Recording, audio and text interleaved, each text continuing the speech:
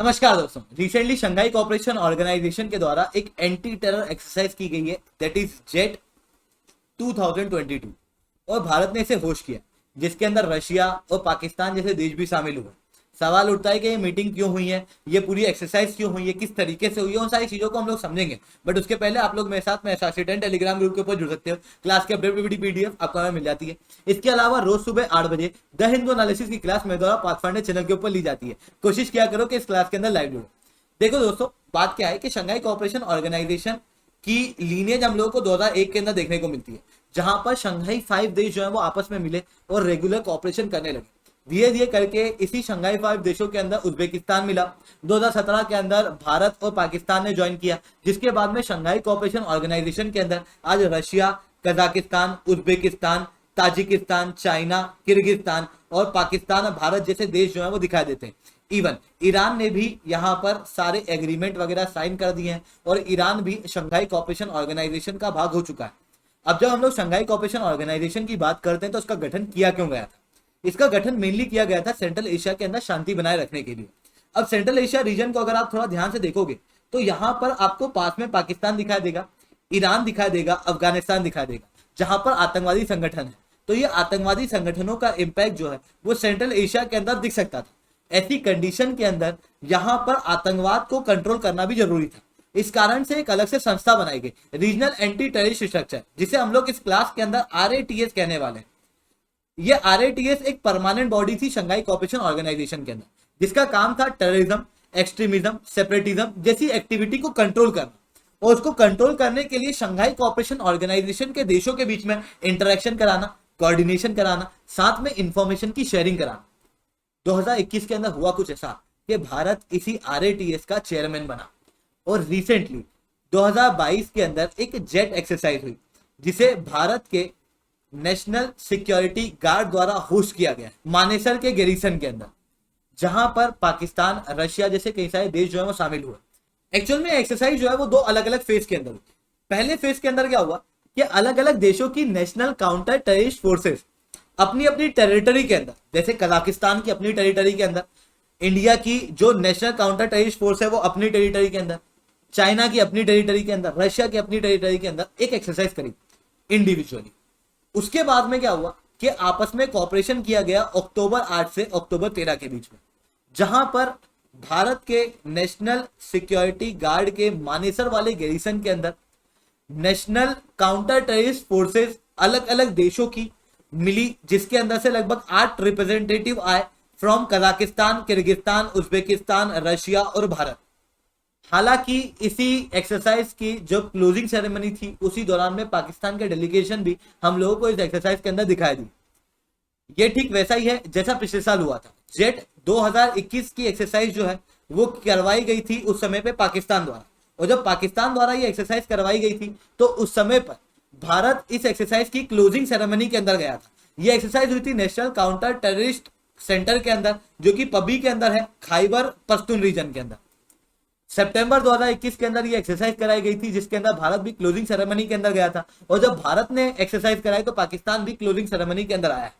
अब इस एक्सरसाइज का मेन एम होता क्या है, क्योंकि ये एक्सरसाइज हर साल होती है, तो इस एक्सरसाइज का मेन एम होता है कि जितने भी शंघाई कोऑपरेशन ऑर्गेनाइजेशन के देश हैं, या कहूं जितने भी आरएटीएस के देश हैं, उन देशों के बीच में काउंटर टेररिज्म के लिए बेस्ट प्रैक्टिसेस और एक्सपर्टाइज को एक्सचेंज करना, आपस में सिनर्जी बिल्ड करना टेररिज्म को खत्म करने के लिए। इतना ही नहीं, आपस में देशों की कैपेबिलिटीज को बिल्डअप करना ताकि एंटी टेरर ऑपरेशन जो है वो चलाए जा सके। साथ में हर एक देश के अंदर टेररिज्म के खिलाफ एक सिक्योरिटी क्रिएट करना, इवन एक प्लेटफॉर्म देना जहां पर हर एक देश जो है वो पार्टिसिपेट कर सके शंघाई कोऑपरेशन ऑर्गेनाइजेशन का, और अपनी ऑपरेशनल कैपेबिलिटी बढ़ा सके अगेंस्ट द टेररिस्ट फोर्सेस। ये एक्सरसाइज इसलिए की जाती है। पर इस एक्सरसाइज और इवन कहूं कि शंघाई कोऑपरेशन ऑर्गेनाइजेशन के कुछ इश्यूज हैं, कुछ बेनिफिट्स हैं। पहले हम लोग बात करते हैं इश्यूज के ऊपर। देखो, आरएटीएस की एक्सरसाइज हुई जो कि शंघाई कोऑपरेशन ऑर्गेनाइजेशन के जरिए करवाई जाती है, पर शंघाई कोऑपरेशन ऑर्गेनाइजेशन के अंदर आपको पाकिस्तान जैसे देश देखने को मिलते हैं, जहां पर लश्कर तैयबा और जैश ए मोहम्मद जैसे आतंकवादी संगठन जो है वो ऑपरेट करते हैं। इवन पाकिस्तान वो देश है जो आज भी एफएटीएफ की ग्रे लिस्ट के अंदर है, उसके बावजूद भी पाकिस्तान जो है वो यहाँ पर कॉपरेट करता है। इवन पिछले बार जो जेट एक्सरसाइज करवाई गई थी उसके अंदर तो पाकिस्तान ने उसे होस्ट किया था। इवन ये जो जेट एक्सरसाइज होती है उसके अंदर चाइना भी आता है। अब जब चाइना की हम लोग बात कर, पाकिस्तान के आतंकवादियों को खास रूप से सपोर्ट किया जाता है। भारत क्या करता है, यूनाइटेड नेशन की 167 एक कमेटी है जिसका काम होता है किसी भी व्यक्ति या संस्था को आतंकवादी घोषित करना। भारत वहां पर एक रिजोल्यूशन पेश करता है कि यह व्यक्ति आतंकवादी है, इसे आतंकवादी घोषित किया जाए, पर चाइना उन्हें टेक्निकल होल्ड लगा देता है। रिसेंटली भारत और अमेरिका द्वारा अब्दुल रहमान मकी को एक आतंकवादी घोषित कराने के लिए एक रिजोल्यूशन पेश किया गया था 1267 की इस कमेटी के अंदर, पर चाइना ने उसके ऊपर टेक्निकल होल्ड लगाया। और ये कोई पहली बार नहीं हुआ था, इसके पहले भी कई बार हुआ, उसके बाद भी कई बार हुआ। इवन यहां पर ईरान जैसे देश अब शंघाई कोऑपरेशन ऑर्गेनाइजेशन के अंदर शामिल हो रहे हैं। आने वाले समय में RATS के अंदर ये लोग भी भाग होंगे।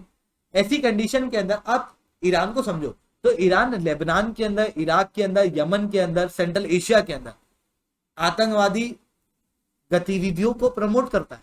अब हिजबुल्ला को देख लो, आप हुतीस को देख लो। इवन ईरान जो है वो ब्लैकलिस्ट के अंदर है FATF की, जिसके बाद में ईरान अगर यहां पर आतंकवादी को रोकने के लिए एक एक्सरसाइज करेगा तो don't you think it is too much hypocrisy कि केवल नाम के लिए एक्सरसाइज हो रही है? No justice. एक इशू ये भी है कि हम लोग एक्सरसाइज किसके साथ कर रहे हैं, रशिया, चाइना, पाकिस्तान, ईरान, ये सारे देशों को देखोगे तो एक इमेज क्या बनती है कि शंघाई कोऑपरेशन ऑर्गेनाइजेशन और ये जो RATS है ये कंप्लीटली एंटी US है। तो ये इंडिया और US के रिलेशन के ऊपर डायरेक्टली असर डालता है।